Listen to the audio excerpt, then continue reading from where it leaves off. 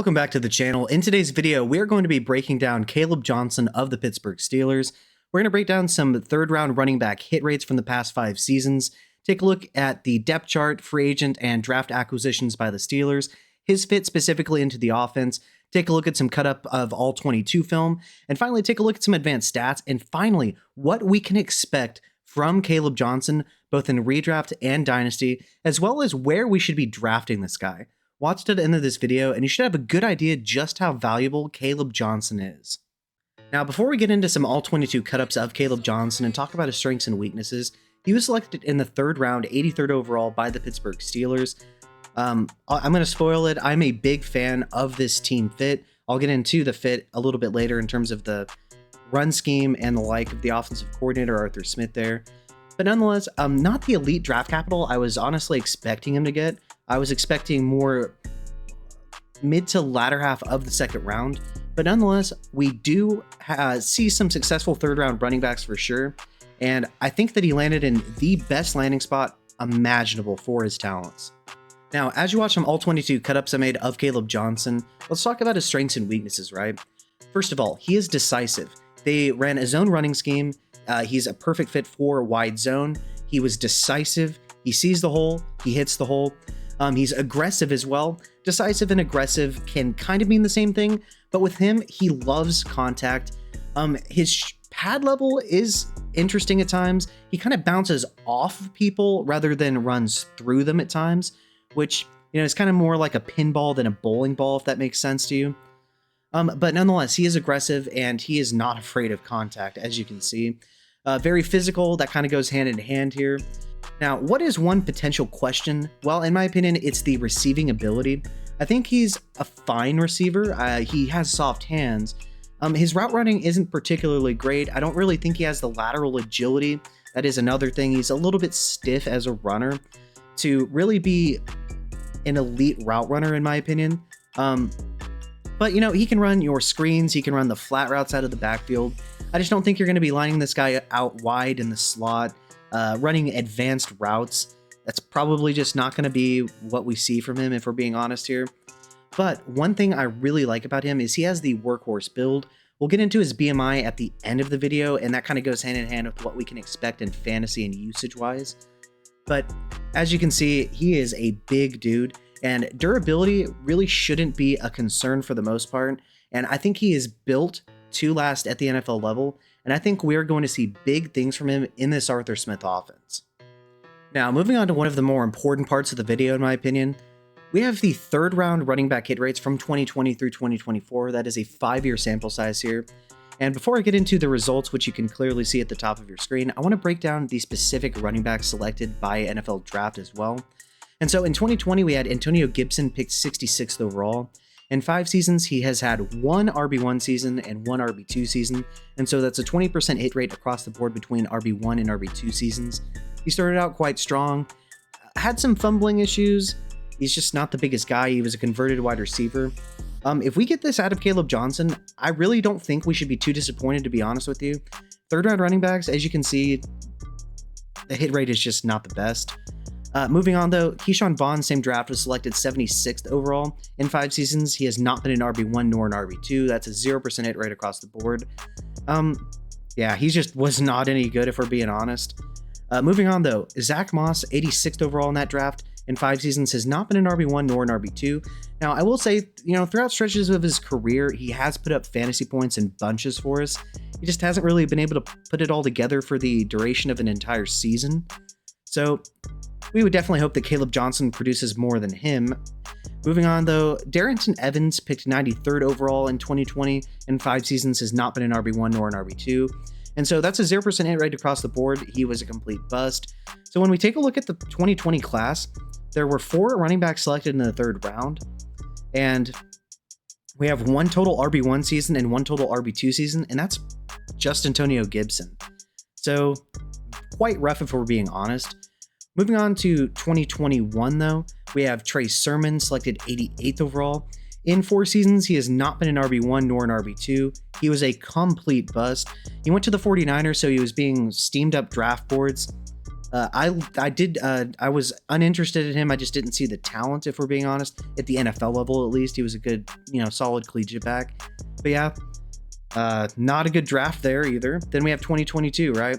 We have Rachaad White selected 91st overall. In 3 seasons, he's been an RB1 once and an RB2 once, and says a 33% hit rate across the board.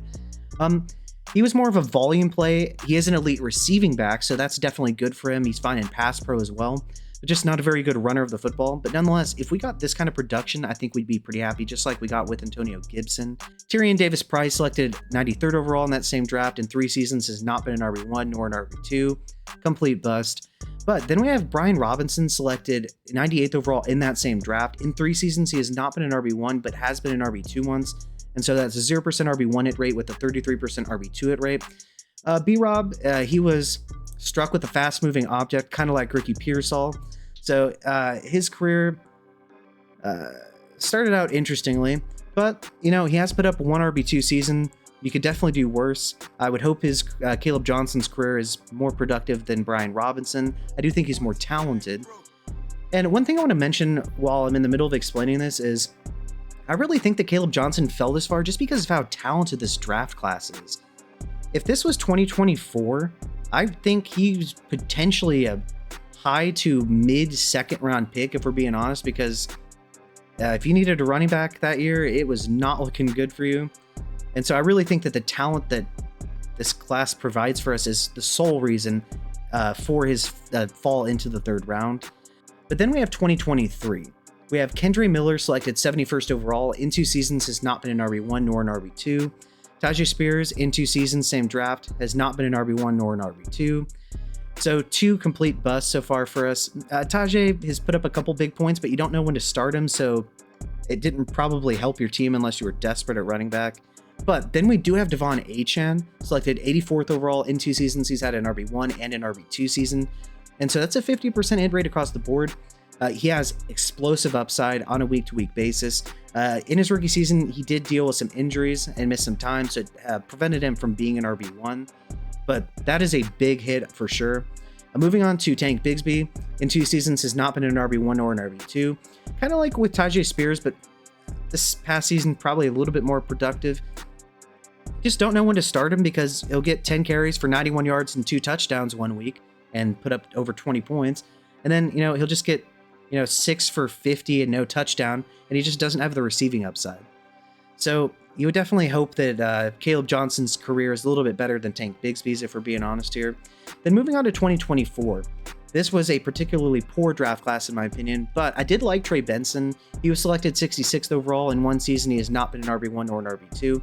Now, it is important to contextualize here. He's behind James Conner, who somehow found a way to stay healthy through the first 17 games for the first time in his career. Seriously. I think he's really talented, and I do think he sees some more work this season, and if Conner goes down, I think he's going to be pretty good. Blake Corum, same thing. He was selected 83rd overall. In 1 season, was not an RB1 nor an RB2. Just like with Trey Benson, he was selected behind a solid running back. I do think that Blake Corum could definitely rival Kyren Williams' talent, at least in my opinion. Kyren Williams isn't a particularly... he's more of a volume play than an efficiency kind of a guy. But nonetheless, he just did not see the field, broke his forearm in the latter half. I believe actually week 18, if I remember correctly, of his rookie season.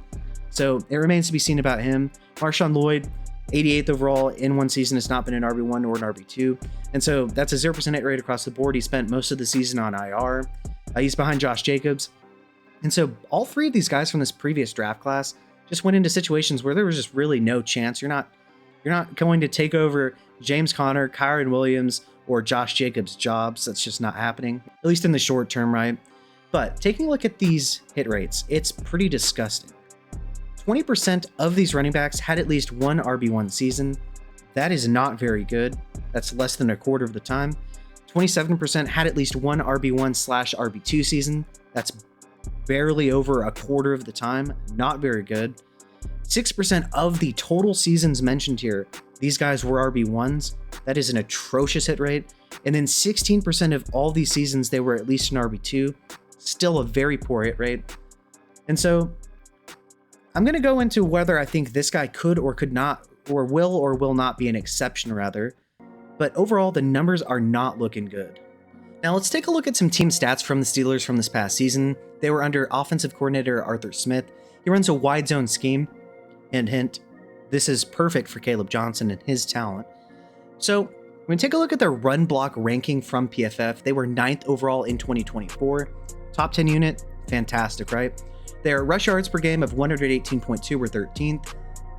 Now some of that is skewed as to when they had Justin Fields, a quarterback who is incredible on the ground, but nonetheless, they were in a reasonably effective rushing team for sure. Their total rush attempts of 487 were 9th most. We love that. We want volume with our bigger running backs for sure. You know, with the Travion Hendersons and Jahmyr Gibbs, it can be disputed as to whether you really want all that volume over an elongated period of time, but this guy has the build to do it. Their team rush rate of 47.3% was 5th. Beautiful. Once again, opportunity. They had 16 rushing touchdowns this past season, which is good for 13th. I think that could potentially go up. I doubt Kaleb Johnson personally has 16 or anywhere close to that many rushing touchdowns, but I definitely think that he could be a threat for around 10 for sure. And so we like that. And their success rate of 39.2% was 18th. I do think at times, with Russell Wilson especially, and Justin Fields too, the passing game just wasn't as good as it should have been. And so I think the struggles in the passing game at times kind of seeped into the struggles that started happening with the run game in terms of the success of the running backs. But overall, this is a very good opportunity for him, in my opinion. It's a good scheme fit, and he should get plenty of opportunity. Moving on to some free agency additions, ones that I think specifically affect, or potentially don't, affect Kaleb Johnson. They signed Kenny Gainwell. So it's a one-year deal. It's not a ton of money. I think that he's a fine, third down receiving back. I think he's a very good receiver. But once again, this really wasn't one of the strengths of Kaleb Johnson, in my opinion. And so I really think, and especially Kenneth Gainwell is a small running back. He is no threat to take over a bunch of rushes from Kaleb Johnson. If Kaleb Johnson is remotely talented by NFL standards and can assert himself in any way, shape, or form, this is going to be a non-factor here. And so I think it made a lot of sense that they drafted running back, and I think, obviously, there are more talented running backs, at least in my opinion, in this draft class, but I think they got an incredible value here, and I think he brings something that none of the other running backs on this roster bring to the table. And so now we move on to the Pittsburgh Steelers depth chart. At quarterback, it's looking quite iffy, if we're being honest right now. Now, there is obviously the potential that they sign Aaron Rodgers. I think it's going to happen. I think Aaron Rodgers just doesn't want to do any of this off-season stuff, and he just wants to step in essentially right before the season, not have to do any of this stuff, and just get to play immediately. I think they do end up getting Aaron Rodgers, which I think will both benefit and hurt him at the same time. I think it's going to improve the efficiency of the run game, given that I think Aaron Rodgers is probably more of a threat than anyone on this roster in terms of a quarterback in the passing game. But I really do think that Aaron Rodgers is not going to want to run the ball near the goal line. I think he's going to want to pad his stats. And so I think that could potentially negatively affect his touchdowns, which is interesting considering it should improve the offensive efficiency, right? But if Aaron Rodgers does not sign here, they have Mason Rudolph, who I think is a quarterback that is capable of getting it to his wide receiver one, but probably not going to run an efficient offense. Will Howard has his limitations. I think that he has some of the best footwork in this class. I think that he was a steal in the 6th round, but probably never going to be a high-level starter. I just don't think he has the traits to be one. And then Skylar Thompson, I don't really need to get into that too much.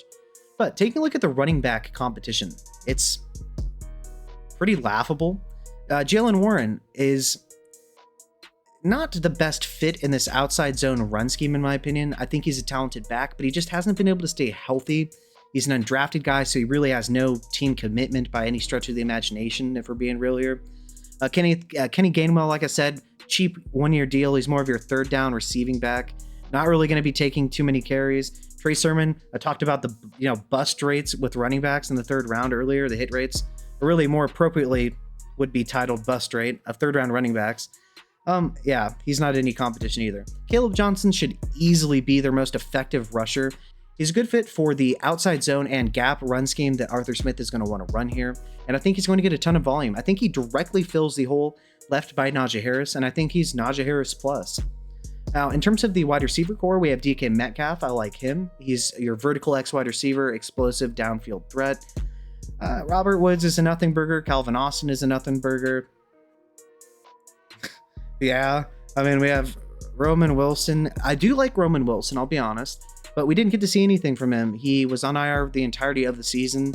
Scotty Miller's just a little deep threat. Really, the receiver core outside of DK Metcalf is not scaring anybody, which you could argue as to whether that's good or bad for Mr. Kaleb Johnson here, but I do think that it should lead to more volume at the very least. Then Pat Freiermuth is a fine tight end, nothing special. Darnell Washington's more of your blocking tight end. He is a massive human being. Then we take a look at their offensive line. It's a good run blocking offensive line, so that's pretty good. They invested in tackle with Troy Fatanu this past season. Broderick Jones the year before that, if I remember correctly. And so I think that overall this isn't the best offensive environment from a talent perspective, specifically at the skill positions and the quarterback position, at least as of now. But I definitely think that it's a plus offensive line in terms of the run blocking. And I like the fit for Kaleb Johnson in this outside zone and gap running scheme run by Arthur Smith. And I want to give a special shout out to my Patreon members. Thank you to Big Hunt, SP, Made Shack, and Infamy MTG. If you would like to become a Patreon member, the link's going to be below in the comment section. There we're going to have weekly live streams where we go over, fantasy news, potential buy low candidates, sell high candidates, depending on the news. We're going to give you specific league-oriented roster construction with trade advice based on your specific league settings there. We're going to give you access to early videos. We're going to give you the ability to suggest videos as well. I made a private video for someone on Isaac Rendo, some of the pluses, minuses to his game, things to like, and specific price points to sell or buy for.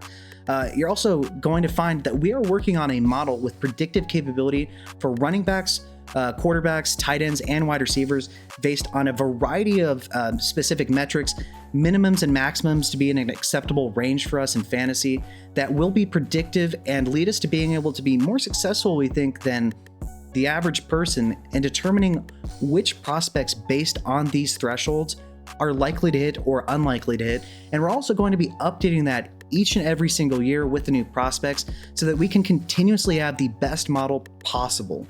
So once again, if you'd like to become a member, the link's going to be below in the comment section. Thanks. And now we take a look at his fit specifically with the Steelers. I found a quote from Arthur Smith on Kaleb Johnson. He said, "We're obviously excited. No matter if you're running the football or the pass game, we need to get more explosive. And this is an explosive runner, and that's where he will certainly help." Now, one thing to take from this quote is obviously he's praising his explosive ability in the run game. He's well aware that this is a good scheme fit for him. I will mention that he didn't really mention that he's an explosive receiver. So I do think that there's the potential that he does not see as much receiving work even as Najee Harris did. He could though, for sure. But the addition of Kenny Gainwell, I think, does limit the upside in the receiving game. Jalen Warren's a fine receiving back as well. But once again, none of those guys on the roster are going to be taking any of the rushing volume away from this guy by any means. Taking a look at the Pittsburgh rushes in 24 compared to Johnson's this past season. Pittsburgh this past season ran 137 gap runs, which is 30%, to 316 zone runs, which was 70%, which is actually quite close to what Kaleb Johnson did. And goes to further show how much of a good scheme fit he is here, right?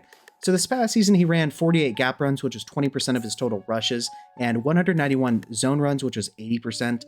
This is a match made in heaven. He is going to get tons of volume. He has the vision, the decisiveness, and the, albeit more pinball-y tackle breaking ability than, bowling ball type of tackle breaking ability.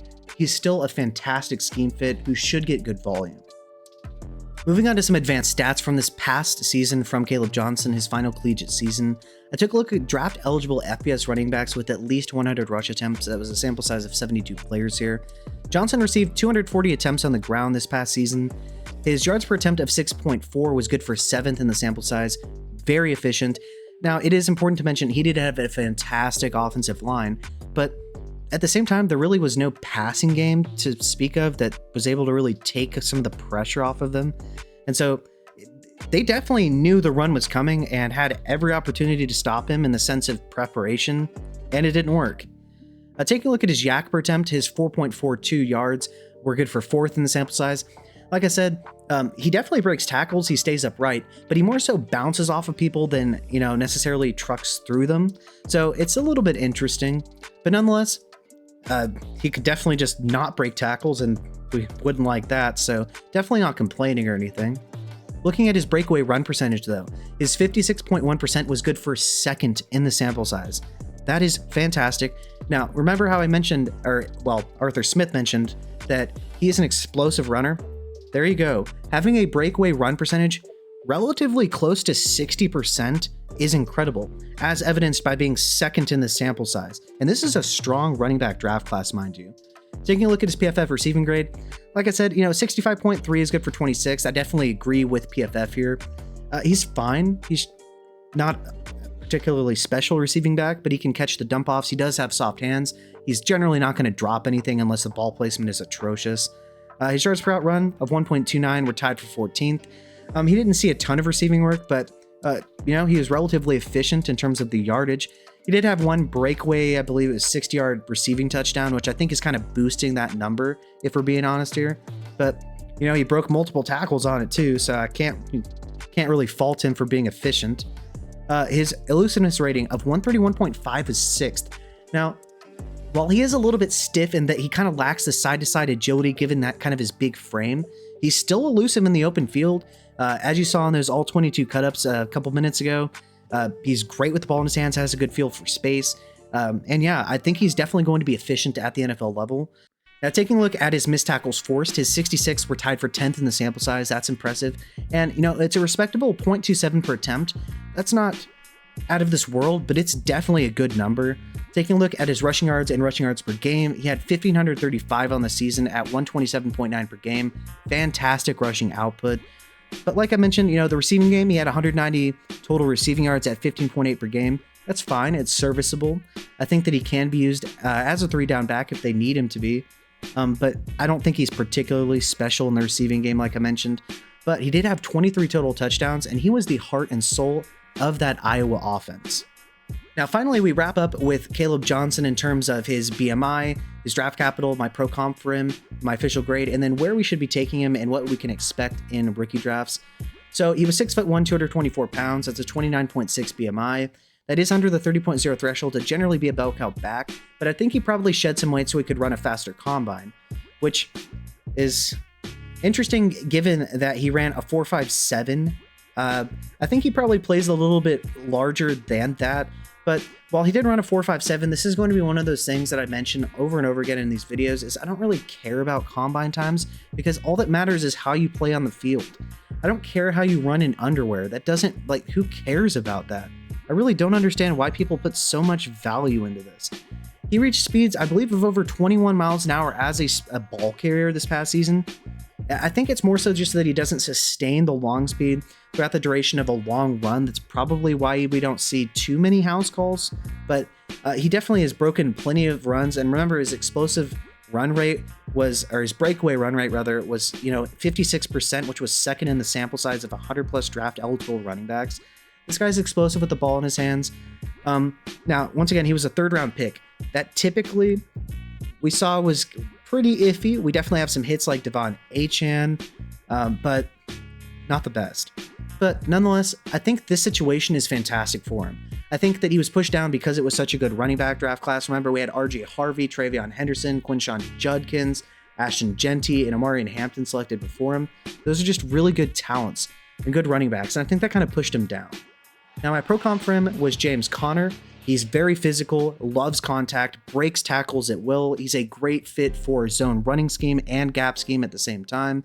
I think James Conner is a little bit better as a pass catcher.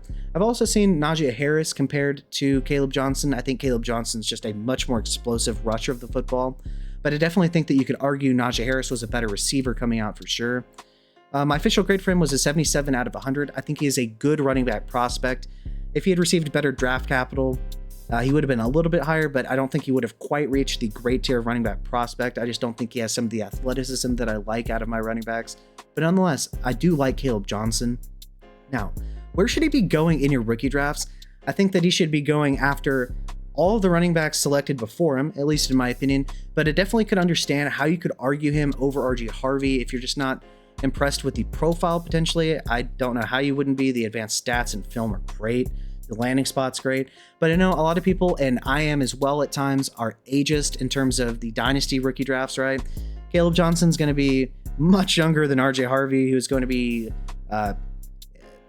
closer to 25 when the season starts than, Kaleb Johnson, who isn't a true early declare, by the way.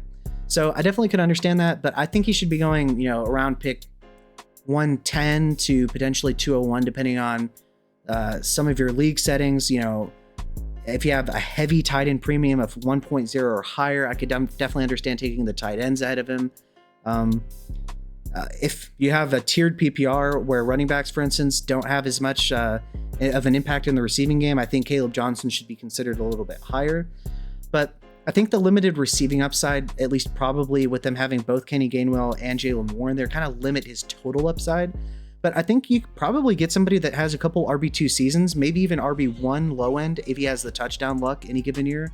And I think that's great because, with the person he was replacing, Najee Harris, you had to select him, in like the middle to potentially early first round back in 2021.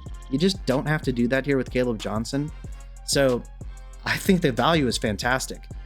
Now, that was in a super flex setting. In a 1 QB, I think you just take Cam Ward out of the equation. So I think you could probably take him at the 108 or 109 to potentially the 112. I think that, once again, that's a great value considering you don't have to take this guy early like you did his predecessor.